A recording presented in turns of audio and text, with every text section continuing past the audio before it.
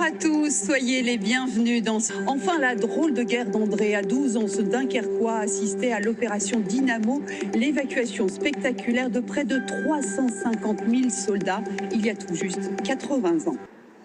À cause du coronavirus, aucune cérémonie cette semaine pour les 80 ans de la bataille de Dunkerque, mais l'événement aura bien lieu. Il est reporté en 2021, car c'est un moment clé de la Seconde Guerre mondiale. L'opération Dynamo a permis d'évacuer près de 350 000 soldats français et britanniques encerclés par les Allemands. Marianne Buisson et Julien Babsa ont rencontré un habitant de Dunkerque. Il avait 12 ans au moment de la bataille et ce moment a marqué sa vie. Sur les immenses plages de la mer du Nord, plane le souvenir d'une bataille décisive de la Seconde Guerre mondiale. À Dunkerque, au printemps 1940, on s'est battu sans relâche. Parmi les civils, une famille tente d'échapper au bombardement, celle d'André Desfontaines. Il a 12 ans.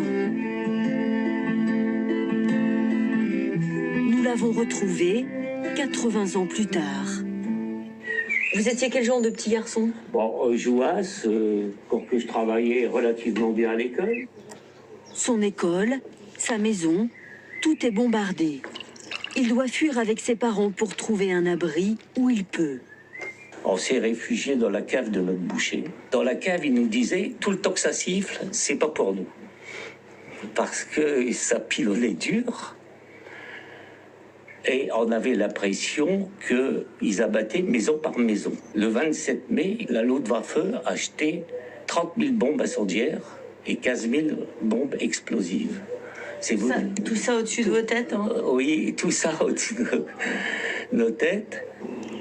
Du haut de ses 12 ans, il ne mesure pas le drame qui est en train de se jouer sur les plages de son enfance. Mai 40, les troupes alliées sont en pleine déroute face à l'armée allemande. Repoussés jusqu'à Dunkerque, Britanniques, Français et Belges se retrouvent pris en étau. Mais comment les sauver? Leur seul échappatoire, c'est de quitter Dunkerque par la mer. Et donc, en Angleterre, Churchill va décider de déclencher ce qu'on a appelé l'opération Dynamo. C'est-à-dire qu'il va envoyer, comme il l'a dit à l'époque, tout ce qui pouvait flotter. Donc les navires de guerre de la Royal Navy, qui venaient accoster ici de part et d'autre de cette jetée est du port de Dunkerque. Il faut embarquer 350 000 militaires, en majorité des Britanniques. C'est la plus spectaculaire évacuation de l'histoire militaire.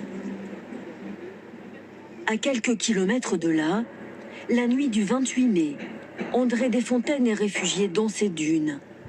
Il va même y passer la nuit. On entendait des conversations en anglais, donc on présume que c'était des militaires en attente d'embarquement. On a couché dans les dunes, éclairés par les fusées que la Luftwaffe envoyait pour repérer les soldats, mais toujours pas peur.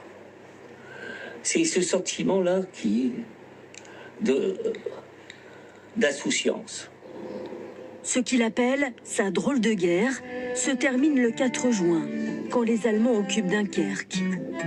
Pour André Desfontaines, comme pour tous les Français, commence une autre épreuve, celle de l'occupation.